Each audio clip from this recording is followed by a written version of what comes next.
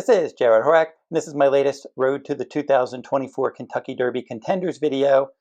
And before I get into the Derby Contenders, if you're interested in checking out my full cards at todaysracingdigest.com, I have a coupon code. So if you're a Digest user and you want to go over there and get $3 off of any of my full cards for Santa Anita, I'll just go over to todaysracingdigest.com, click on handicapping products, then click on my name, Jarrod Horak. You'll come up to my page.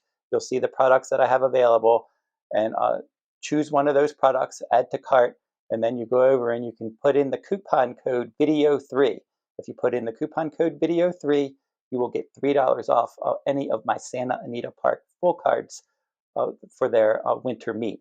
Now, if you want to read my Kentucky Derby and Kentucky Oaks articles, blogs, and check out some videos and other stuff, go over to todaysracingdigest.com, click on the Kentucky Derby tab. The Kentucky Derby tab will take you over to the Digest Derby page, and you'll be able to read all of my Kentucky Derby and Kentucky Oaks reports. I did a year-end report on the Oaks and the Derby where I recapped the points races, updated the point standings. I gave out my top 5 Oaks fillies and my exceptional 11 Kentucky Derby contenders. So you could read both of those reports at todaysracingdigest.com. And last time when we checked in, that was prior to some of the stakes races that they ran, the Springboard Mile, the Los Al Futurity, and the Gun Runner Stakes. So I did my first video and then my first article giving out my first exceptional 11 contenders and recapped all of the points races. I believe that was the first 8 points races. Then I went through and updated the standings. And then in this second article, I updated the Springboard Mile, the Los Al Futurity, the Gun Runner Stakes. I recapped those, updated the point standings, and then I gave out my exceptional 11 contenders. Now, my original top contender for the 2024 Kentucky Derby was Nash. He had such an impressive second race when they stretched him out. He won by 10 lengths. He ran faster in each quarter, so it looked like he was going to be one that was going to be a horse that to be reckoned with on that Derby trail. But then came the Gun Runner Stakes, and he was 1-2. Now, another horse that was on my Derby list, Track Phantom, he got in a speed duel that day with Next Level, a long shot breaking from the inside post. And that first interior fraction was faster than the opening quarter. And it looked like Nash, sitting in that stalking spot, was going to be able to take advantage of that fast pace and kick away. And he made a move after Track Phantom, but he flattened out. He couldn't keep going. And Track Phantom was able to win that race, shake off that pace pressure, win nicely, and defeat Snead, rallying from off the pace, and then he also defeated Nash. So he was able to shake off that pace pressure, pull away, had a challenge from Nash, he turned him away, and then he had a challenge from Snead, and he turned him away. So a nice effort from Track Phantom and winning that race. Nash was disappointing. Maybe he bounced, I'm not sure. He'll get another chance, obviously, in a Derby points race to prove that he belongs on the Derby trail. And then I had my top choice in the Springboard Mile. Otto the Conqueror get the job done for trainer Steve Asmussen. And then in the Los Alamitos Futurity, my top choice there was Stronghold. But the longest shot for trainer Bob Baffert, he had 3 horses. He had Coach Prime, the favorite. He had Wind Me Up, and he had Wynstock. And then I picked Stronghold for trainer Phil D'Amato. I thought he would set a good tactical trip, and he did.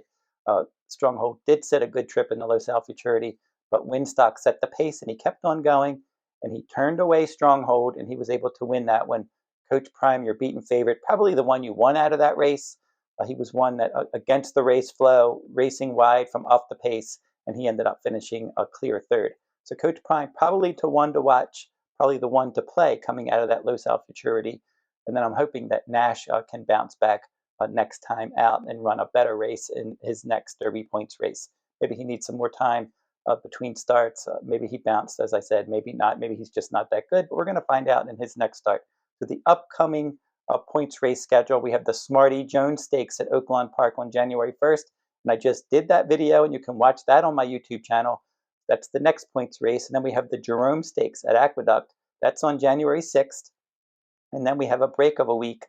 And then we'll come back on the Derby Trail with the LeCompte Stakes and then the Southwest Stakes later in January on the 20th and the 27th.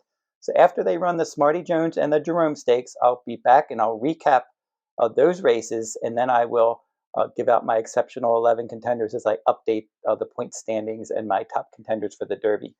So stay tuned to all those articles at todaysracingdigest.com on their Kentucky Derby page. And right now, Fierceness has 30 points. He leads the Road to the Derby series, and I put him on top in my latest Kentucky Derby blog. So he's now moved to the top. He was number 2.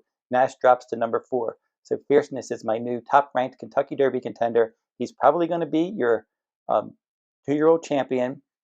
He really looked good in that Breeders' Cup Juvenile. He was outstanding in his debut, and then I picked him on top in the Champagne Stakes, but he just had a bad start, never fired there. He was one of my live contenders, but not my top contender in the Breeders' Cup Juvenile. I made Muth my top contender, but Fierceness was one of my contenders in that Breeders' Cup Juvenile, and he was able to win that race and pay $35 impressively that day. Now, the Grade 3 Holy Bull Stakes at Gulfstream probably going to be his next start. We'll see if he ends up running in that race, where they're going to run maybe in the Holy Bull, or they're going to skip the Fountain of Youth, and then they're going to run in the Florida Derby. That's the plan right now for Fierceness. We'll have to see how that goes.